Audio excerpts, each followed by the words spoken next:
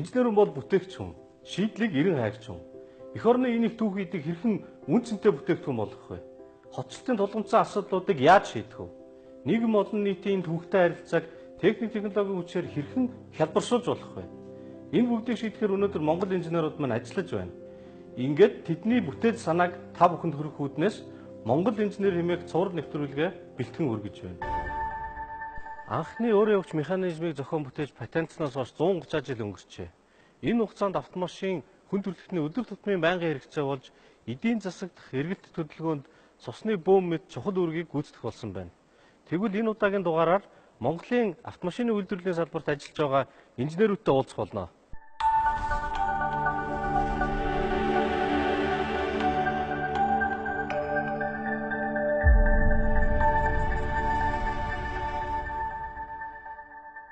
Автомашин зохион бүтээгч үйлдвэрлэхэд загвар маш чухал байдаг.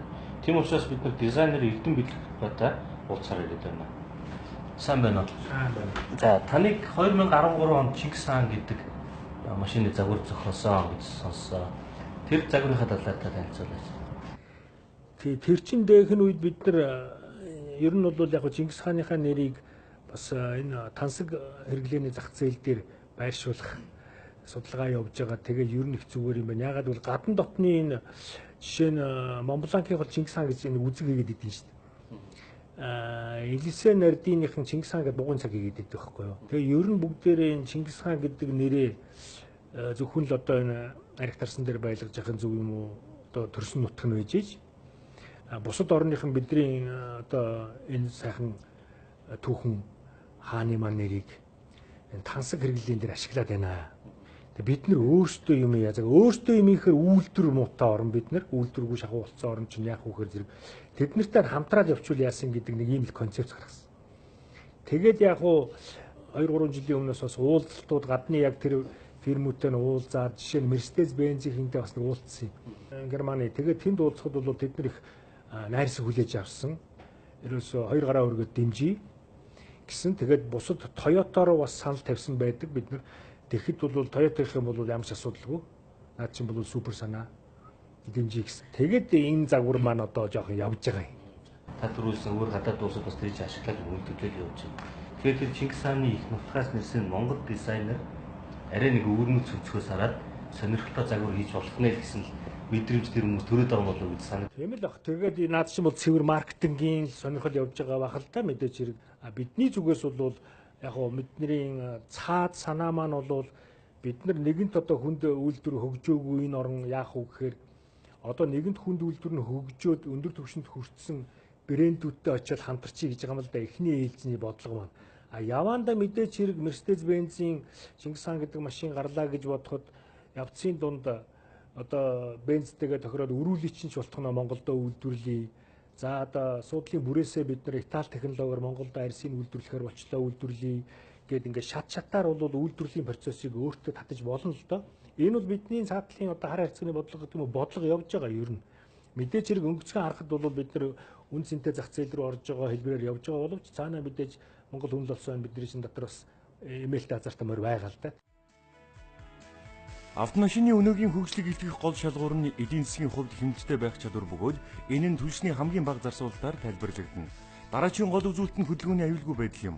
Автомашины нь агаар орчныг хортой утаа тортгоор бохирдуулагч гэхэд бөгөөд түүний хөгжил нь экологийн асуудлыг тооцохгүйгээр дараагийн шатанд гарах үндэсгүй юм. Тэгвэл Монгол инженерүүд 100 км-т 2000 төгрөгийн эрчим хүч зарцуулах цахилгаан автомашины туршилтын хувилбарыг угсарч бэлэн болгосон байна. Энэ машин ингээ зүгээр харахад тийм хэлбэр эзнэг сонир жижиг гин дөрвөлжөндөө. Энэ ямар зориултаа ягаад ийм загвараар хийсэн бэ? Ер нь цахилгаан машин гэж байдгийн байна гэсэн ойлголтыг нийгэмд төрүүлэх зорилгоор маркетингийн загвар юм байгаа юм те. Шохон бидний анхаарал татах. Тэгээд одоо энэ маркетингийн эхний сурчлагаа явсан дээр сүрлүүлээд драачийн цахилгаан машинуудыг хийх галц гаргалгаануудыг ярих нийгмийн анхаарлыг хандуулахын тулд одоо ийм сонь загвартал гаргаад байгаа юм л да. Ер нь дэлхийн нийтээр ч бас яг цахилгаан машин үйлдвэрлэгчид тийм дотоод зөвшөлтөлтөө байгаа. Одоо энэ машины зүрийн хийцвэ шүү дээ загвар. Тэр загварыг өөрсдөө хийсэн үү эсвэл өөр загварыг дөөрэлгэж ийсэн юм. Ер нь бол бид нэгдүгээрт маркетинг гэдэг өнцгөөс харах хэрэгтэй. Хоёрдугаарт хийц амар хөнгөн байх. Тэр талаас харах. Зардал өртөг бага байх. Гурав дахь хүчин зүйлээ бас харах хэрэгтэй байхгүй юу? Дээр нь манай шилний үйлдвэрүүд яг ийм хэмжээний шил гаргаж чадж гинэ үү? Гээд ингээд олон хүчин зүйлийг харна л да. Тэгэхээр одоо ядч энэ толио хүртэл монголчууд хийж чадахгүй шүү дээ. Тэгээд толиг хийгээд өгөөч гэвэл би бас хүмүүсээс сан тайл ингээд явж байгаа. Дуу хийгээд өрхөөж, аккумулятор хийгээд өрхөөж, энэ дотор талын деталь дэнгүүдийг хийгээд өгөөч гэд явж байгаа. Зөв масс захиалга үүссэн үед яг тэр үйлдвэрүүд бол дагаад ирсэн. Жишээлбэл нэг байшин барихад барилгыг дагаад нэлээд олон компаниуд жижиг дунд үйлдвэр хөгжүүлдэг адилхан. Энэ машин үйлдвэрлэлийг дагаад маш олон компаниуд үүсэх юм байна. Тэ. Барилгын салбар бол эрдээсээ нэг 100-ны дулаахан үйлдвэрлэл ажилдаг бол машин үйлдвэрлэл бол 365 хоног тогтвортой ажиллах ийм боломжтой салбар. Араасаа бол асар олон жижиг дунд үйлдвэр хөгжүүлнэ. Эрдээсээ Японы Toyota-гийн загварчил байхгүй юу? Кадастр. Түлшний шаланхны оронд цахилгаан кабель байгааг та харж байгаа бах. Өнөөдөр цахилгаан машин аль хэзээний амьдралд нэвтрээд олонний хэрэглээ болсон байна. Жишээлбэл энэ машин 5 жил Японд явж байгаад Монголд ирсэн аль хэзээний хуучин машин болсон байна. Ерөнхийдөө дэлхийн чиг хандлага цахилгаан машины хэрэглээ их түгээмэл болж байна. Монголчууд үүний араас явах биш. Одоо шинэ тутам хөгжиж байгаа энэ салбарт урдаас нь ухтаж явъя гэсэн үүднээс Монгол инженерүүд маань машины зохион бүтээл дээр өргөн ажиллаж байна.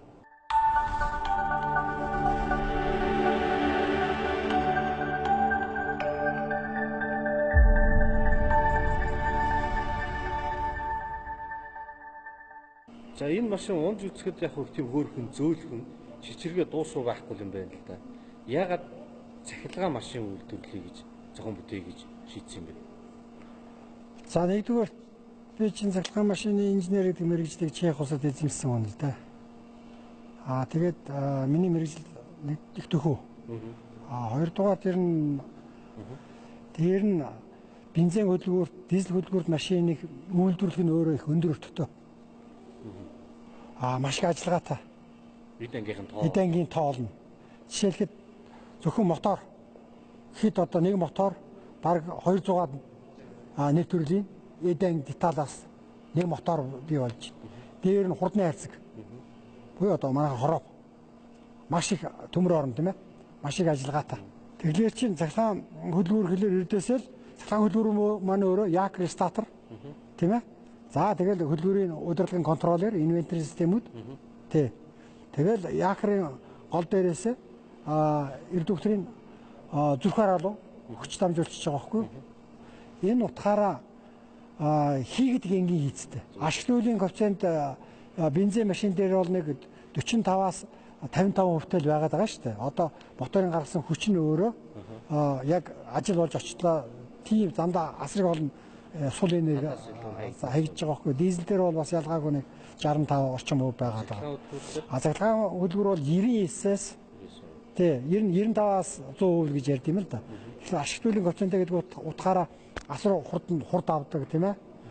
Дээр нь нөгөө эрчим хүчний энергийн зарцуулалт их багтаа байдаг байхгүй юу?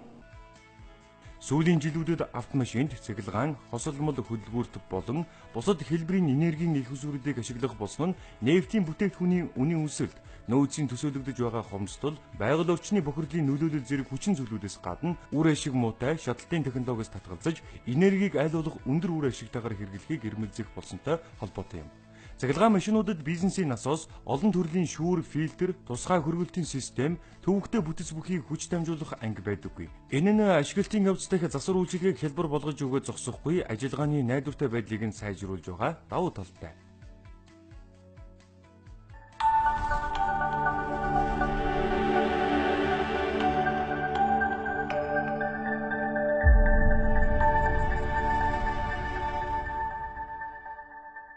Монгол инженер үргэлжилж байна. Одоо шинжлэх ухааны технологийн сургуулийн багш оюутнуудын зохион бүтээлтэй танилцъя.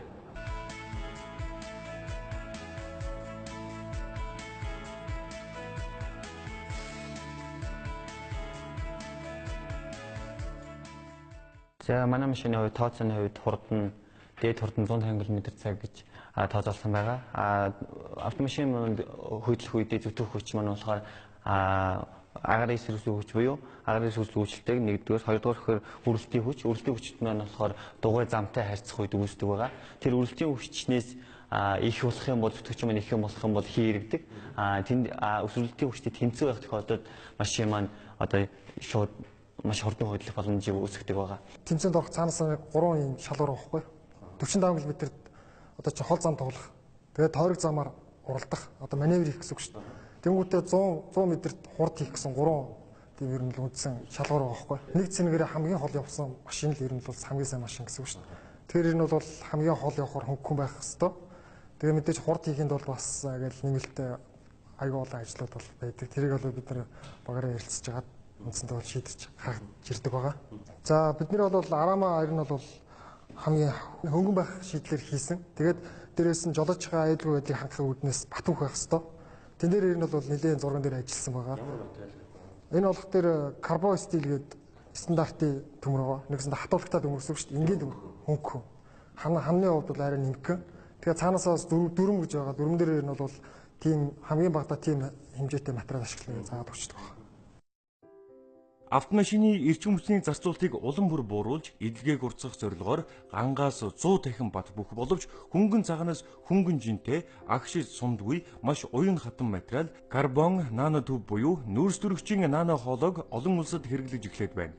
Энэ нь Цельсийн 2800 градус хүртэл халаасан ч хайлддаггүй. Тогтвортой байдлаа хадгалж чаддаг, цахилгаан дамжуулалтаар металлаас 10,000 дахин илүү гэх мэтчлэн маш онцгой шинж чанартай, сүүлийн үед шинжлэх ухааны бараг бүхий салбарын эрдэмтэд судлаачдын сонирхлыг татаж судлагдж байгаа материал юм. Өмнөх жилүүдийн автомашин давуу талтай нь хурдны хайрцаг ашигласан байгаа. Хурдны хайрцагаа сонгож авахдаа бид нар автомат хурдны хайрцагны дагуулраад механизмыг ашиглаад хагас автомат гэж хэлж болно л доо. Жолооч анхаас сонгоод гэдэг нь бид нөгөө нэг тэмдэглэлийн ажилтнуудыг хэмжээд авсан байна. Яг л урагшаа хөдлөх үед хойноо хөдлөх болохоор хойд үгийн байх үүднээс хойноо 60% урдаа 40% ачаалж өгсөн. Урдаа 40% яагаад хичээлсэн бэ? Яагаад хойноо шууд 100 ачаалж өгсөн? Тооцоолох бол нөгөө үйл захирал дугуй маань нөгөө төрөлх үүний үр дүнд зүтгэх хүч маань агаарын хүч маань зүтгэх хүч нь маш их нөлөөтэй. Яг л уртлын нүрийн хэлбэ их байх юм бол автобусны нүрийн хэлбэ их байхад юу гэдэг ч тийм аюулгүй байдлыг хангах тэгдэг ч тэрнээс уралдааны машин уртлын хэсэг нь аэродинамик нь маш шүүгүүртэй хийцэн тийм байдаг. Тийм манайх тийм хийсэн нүрийн хэлбэ баг гэсэн үг. Тэрнээс шууд агаарын зүйлс шууд хамаарна. Өнгөлтийн эсрэг хүчлийн хүч гэж байдаг. Өнгөлтийн эсрэг хүч маань болохоор дугуйны диаметр болон одоо энэ эрзийн дугуй ашигласан байгаа. Энэс хамаарч байгаа. Эрзийн дугуй яг олгоо амиргүй байсан бэх олгоо амир дотроо дугуйтай харьцахдаа маш их үрэлт үүсгдэг учраас ашиглуулын коэффициент багасгадаг. Тийм учраас зөвхөн эрзийн дугуй өөрөө хийлдэг тийм дугуй ашигласан байгаа. Өртөлтөөс зүйлээ багасгахын тулд зүтгэгчээр багасгахын тулд ч тийм ээ. Тэгээ массын хувьд өмнөх жилийн машинаас бол хамаагүй бага бараг 40 кг бага жолооч оруулаад 40 кг бага байхаар бага байсан байгаа. Тэгээд дугуйны хувьд гэх юм бол бид нар нарийн дугуй сонгож авсан байгаа. Өргөн дугуй яагаад ашиглаагүй гэхээр зам дугуйны үрэлтийн одоо хүчин их учраас тэн дээр цэник алдалт их байна. Одоо бид нар машина хамгийн сайнаар л хийхийг хүсэж байгаа учраас ер нь бол тэрийг бүгдийг бодолцож үзээд энэ нарийн дугуй сонгож хийсэн байна. Одоо та нар нэлээд хэдэн жил тэмцээнд оролцсон Солонгосын ч юм уу бусад байгууллагатай харьцуулахад онцлог гэж юм харагдаж байна. Онцлог гэвэл бидний гараар хийх юмнууд нь илүү сайн байдаг. Тий. Хэдийгээр тэр их өндөр хэмжээлтэй орно гэхэд зүгээр л нэг араа ашиглаа хийсэн байх жишээ юм уу тий. Хитрхи одоо өндөр чадaltaй мотороор бярдаад хийсэн байх ч юм уу тий. Тэдний илүү сайн яваад байдаг ч юм уу. Бид нар хийцээ үед маш сайн байдаг. Тэгэхээр сайн байдаг. Одоо өмнөх жилийн одоо би 2016 онд оролцож байсан л да. Тэгэхэд бол бид нар одоо ингээд механик тий хурдны харьцагтай араа нэрд нөгөө иржактай салдаг. 3 дамжуулахтай хийжсэн. Энэ жил манайх ингээд автомат 2 дамжуулгын тоотой хийсэн байх жишээний жил болгон ингээд сайжруулаа яваад байгаа. Энийг мөн цаашдаа илүү сайжруулахыг зорилготой байгаа. Оюутан залуучууд баг болж хамтдаа бүтээд суралцж байгаа нэг сайхан байна. Эндээс л сайн инженерүүд төрнө. Ер нь ягаад Монголд үйлдвэрлэх өссөн шошготой автомашин байж болохгүй гэж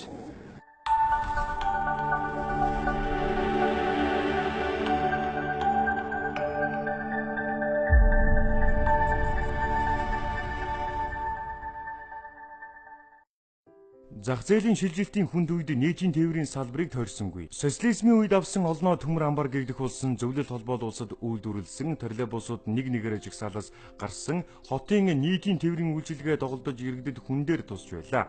Тэр үед цахилгаан тээвэр компани инженерүүд гүйлтийн хугацаанд хэтэрж актлагдах болоод удсан троллейбусуудыг засварлаж сэлбсээр гүйлтийн нормоос 2-3 дахин илүү явуулсан нь Генсийн номонд орох үзүүлэлт байлаа. Энэ түүх бол улс орны хөгжилд инженерүүдийн ур ухаан яагаад хэрэгтэй байдаг вэ гэсэн асуултын хариу юм.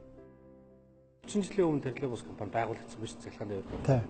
Тэгээд 12 жилийн настай эхнэр үйлдвэр. Тэгэхээр нэг 18 жилийн дотор монголчууд эрэг бүрэн өөрийн болгоод шинээр үйлдвэрлэх төвчөнд хүрсэн. Бас л их богино хугацаанд надад санагдаж байна. Тий, троллейбусны ашиглалтын гүйлт бол нэг 400 мянган км яваад ансаас хасах хэрэгтэй байдаг. За бид нар бол тухайн оршин троллейбусын дээр реконструкц хийгээд, засал сайжруулад, техникийн үйлчилгээ, аюулгүй ажиллагааг хангаад сая 200 мянган км явуулсан троллейбуснуудыг. Тэгээд бүр гарцаагүй аргагүй байдалд ороод парк шилжих шаардлагатай болсон. Ингээл бид нэр анхны троллейбуснуудаа өөрсдөө хийж эхэлсэн. Одоо тэгээд нийтдээ хэдэн тонны троллейбус өгсөрсөн гэдэг юм. Бид бол 80 троллейбус угсарж үйлдвэрлэж дотоодын хэрэгцээнд бол гаргасан. За Солонгос автобусыг троллейбус болгох ийм технологи системийг нэвтрүүлсэн. Тэгээд засвар үйлчилгээний хувьд бол их хялбар амар болсон, тийм ээ. Олон даваа талбай гаргасан гэдэг үү? За Монгол улс ер нь анхудаа түүхэндээ ийм өндөр технологийн хайбрид машин экспортод гаргасан шүү дээ. Энэ Монгол улсын түүх байхгүй юу. Тэгээд энэ хүмүүс бас нэг сайн анзаардаг юм байл л дээ. Тийм монголчууд машин экспортод гаргана гэдэг бол зүгээр нэг тийм цуул сонсогддог. Яг сайн хүмүүс бол. Тэгээд бид нар бол энийг бол экспортод гаргасан дүү бусны 2 дүү бус бол гаргасан. За үүний араас бол 200 гаруй дүү бусны систем бүхий машинууд бол Казахстаны зах зээл рүү дүү бус гарсан да. Хосолсон Дабл энжин бас гэсэн үг. Тэгээ хослол хөдөлгөөртэй машин гэсэн үг, Прус гэсэн үг. Анхны G800 троллейбус буюу одоо 01 маань өнөөдрийг хүртэл 12 дахь жилдээ ард түмний нуруундаа өөрөөд бол явж байна. Тэгэхээр энэ троллейбусыг бол бид нэр цоошин системээр хийсэн. Тэнд биполярны транзисторны чоппер системийг бол бид суурилуулсан. За хин системийг бол бид маш энгийн бөгөөд маш ашиглуулын хэмжээнд өндөртэй хэлбэрээр шийдсэн. Үүний өртгийн хувьд бол дэлхийн хамгийн хямдл троллейбус монголчууд хийдэг шүү дээ. Дэлхийн ярьж байгаа шүү дээ. Яг гоо хятад бол үнээрээ мэдээж өрсөлдөн.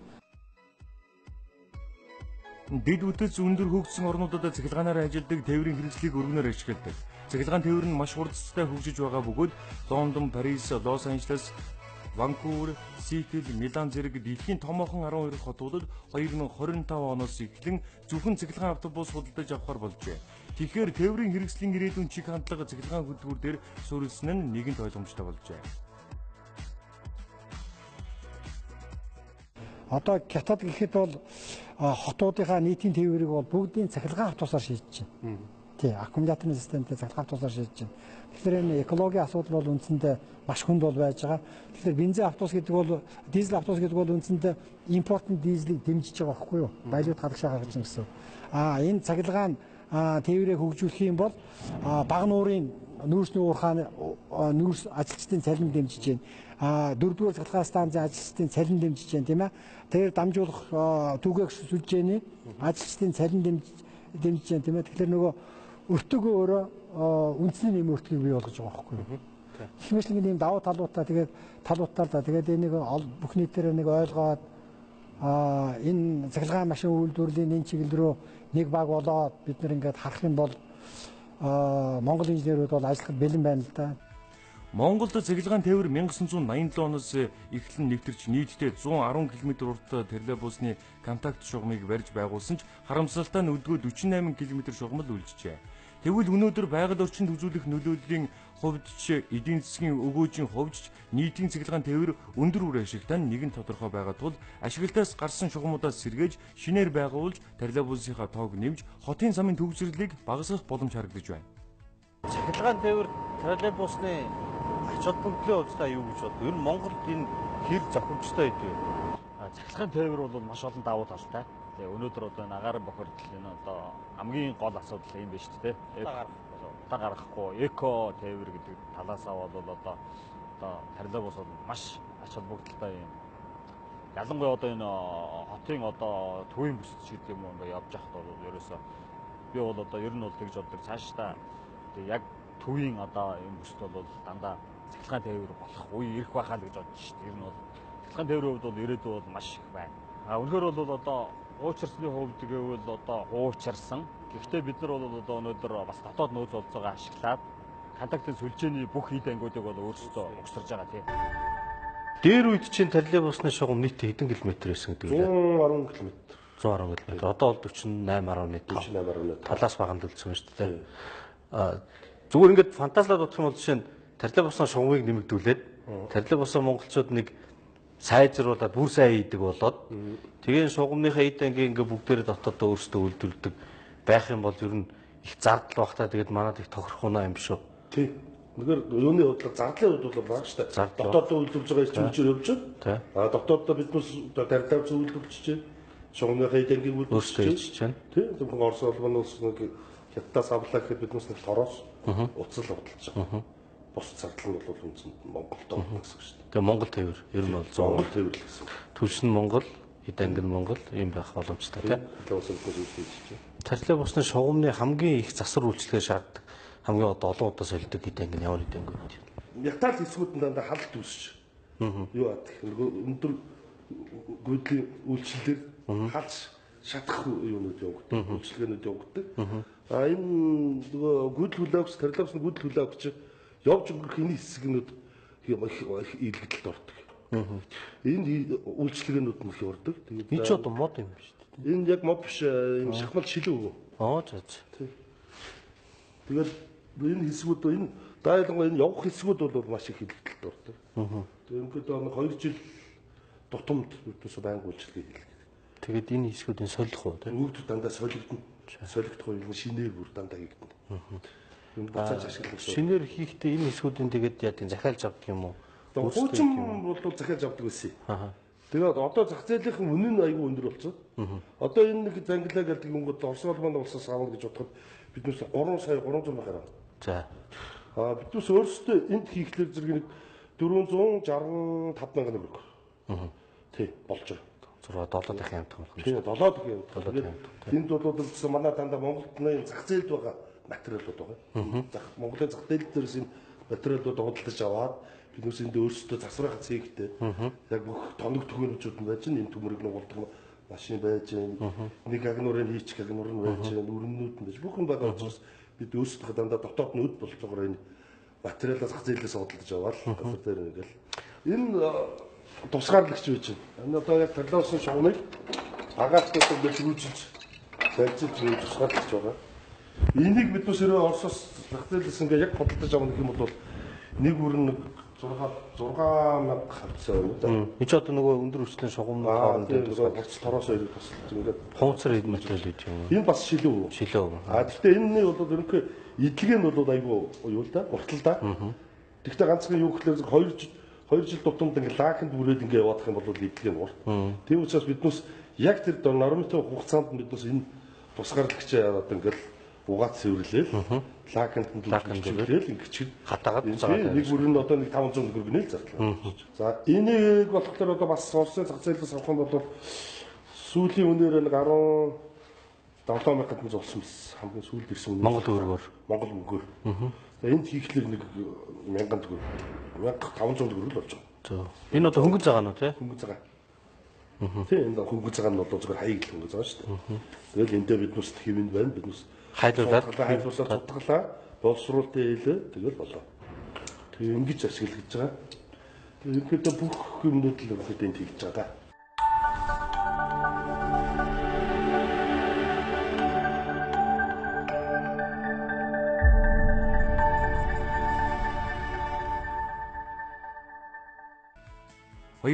оны эхний хагас жилд Монгол улсад нийт 120.3 сая $1 өртөг бүхий 18,204 суудлын автомашин импортоор орж ирж байсан бол 2017 оны эхний хагас 143.3 сая $1 өртгөөр 29,476 машин импортлсон байна. Үүний дийлэнх хувийг буюу нийт импортын 89.4% нь зөвхөн Япон улсаас импортлсон автомашин байна. Үнийн дүнгээр нь тооцвол 143.3 сая $1 автомашин импортлжээ. Японы Isuzu компанитай бид хамтаа ажиллагаа өрнүүлээгээд нэлээд олон жил ярьлаа л да. Тэгээ эцсийн дүндээ бол японочууд нэлээд удаан бодож шийдвэр гаргаад усууд тэгээ шийдвэрээ гаргаад тий хамт ажиллагаа маань үндсэндээ эхэлж байна. Бид бол эхний ээлжинд Япон Евро 2 хөдөлгөөртэй, интеркулертэй, турбото бүхий одоо энэ автобусны шасиг бол ингээд авчаад байна. Японы талаас бол нийлүүлсэн. Энэ дээрээ бол бид одоо хүүхдийн автобус шиг ийм автобуснуудыг бол гаргаж ирэх юм аа. Одоо Япон суур аваад ихээр өндөр өртөгтэй болохгүй юу? Гэхдээ нөгөө талаасаа чанар брэнд гэдэг юмуд бол байж байна. Тэгээд ямар ч ясна Японд бүтэн автобус хийгээ гаргаад ирэх үнийн хажууд Монголд энэгээр авчираа хийгээд бол хамаагүй хямдхан гэдэг нь бол ойлгомжтой. Тэгээд Монголд бол нэг жилд 2000 автобус импортлж авч байгаа. Тий. Гэтэ дандаа 10 жил явцсан хуучин автобуснууд аваад байгаа. Тэгэхээр хотын хооронд бол нэг 1000 гаруй автобус явдаг. Улаанбаатар хотын нийтийн тээвэрт бол нэг 2000 гаруй автобус бол байгаа. Тэрнээс нэг 1000-д явж байгаа. За Улаанбаатар хотод бол нэг 2500 автобус шаардлагатай байгаа. Энэ бол 250 мянган сая Америк долларын зах зээлийн багтаамж л да.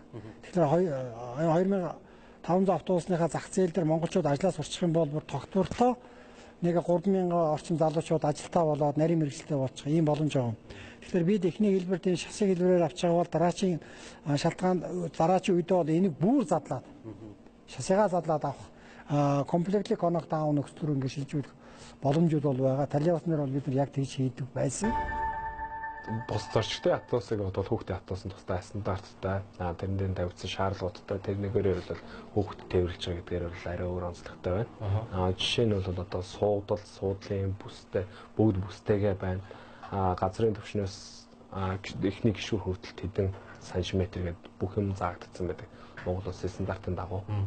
Аюулгүй ажиллагаа талаас бас их том стандарт байдаг бах тий. Тий, ерөөхдөө хүүхдийн одоо автобусны стандарт гэдэг Монгол улсад байна л да. Тэгээд тэрний дагуугаар хийгдэж гарна л да. Одоо энэ машины үйлдвэрүүд дээр ингээд нөгөө найдвартай ажиллагааг шалгадаг янз бүрийн мэдрэмж шүү дээ. Хурдтай авж байгаа доор нөсөлдөг ч юм уу. Тиймэрхүү. Тэр туршилтынуудыг яаж хийдэг вэ? За, ерөөхдөө автобусыг бэлэн болоод гараад ирэнгүүт нь туршилт хийх 2-3 янзын туршилтууд бий. Тэнгүүтээ тэрнийх нь яаж хийж байгаа вэ гэдэг үг. Эхлээд хоосон чигээр нь туршиж үзнэ. Дараа нь бол одоо хүний жинтэй тэнцвэрс хэмжээтэй. Одоо нийт автобусны жин дээрээс дотор талтан сууж байгаа зорчигчдын жинг манекен шиг юм суулгаад тэнгүүтээ ачаалтаа туршилт хийж үзэж байна. Бас бид нар компьютер дээр зургийн програм дээр ачааллын тодцоо хийж тэр байдлаар шалгаж үзэж байна. Автобус үйлдвэрлэхийн төлөө чинь маш олон төрлийн эд анги хэсэгүүд байгаа шүү дээ. Тэр бүгдийг хаанаас яаж нийлүүлж байна? Ямар их улсаас, ямар улсаас нийлүүлж байна? За бид нар бол Япон, Солонгос, Хятад гэсэн мөн дээрэс нь Монголд хийх боломжтой зүйлсээ эд ангиудыг бид нар Монголоос авч үйлдвэрлэж байна. Монголд ямар эд ангиудыг үйлдвэрлэж байна? За энэ суудал, шилийн тэгээд одоо нэгс ноёрны гадна талын Кавказ гэсэн энэ төр бол бүгд ингээд Монголдоо бид нар үл хийж бүтээж босорч байна л да. Одоо уртлын шил болон хажуугийн хойдлын шилүүд тус тусдаа өөр өөр гэсэн үүрэгтэй. Уртлын шил бол одоо филонхтой, тусдаа хамгаалттай шил. Мөргөлтийн үед бол ууршагаан жолооч руу орж ирэхгүй. Дээрээс нь филонхтой шил гэдэг. Хажуугийн шил нь бол яг мөргөлтөн дээр хаарах юм бол бутраад одоо нэгсэндээ хүн гарахад одоо автобусыг чөлөөлөхөд боломжтойгоор хийгдсэн. Тэгээд тэр стандартын дагуу шилүүд маань хийгдэж байна. Монгол инженерүүд автомашины загвар зохиож өөрсдөө угсарж үйлдвэрлэлд нэвтрүүлж байна. Энд дотоодод эрэлт хэрэгцээ байна. Ялангуяа түлш шатхуунаа 100% импортоор авдаг манай улсын хувьд цахилгаан тээврийг төлөхөө ашигласнаар дотоодын хямд өртөгтэй эрчим хүчийг ашиглаж олон сая доллар хэмнэх боломж харагдаж байна. Улаанбаатар хотод нийтийн тээврийг төлөхөө ашиглах юм бол хотын замын төвжирэл багасж, агаарын бохирдол тодорхой хэмжээгээр буурах нь харагдаж байна.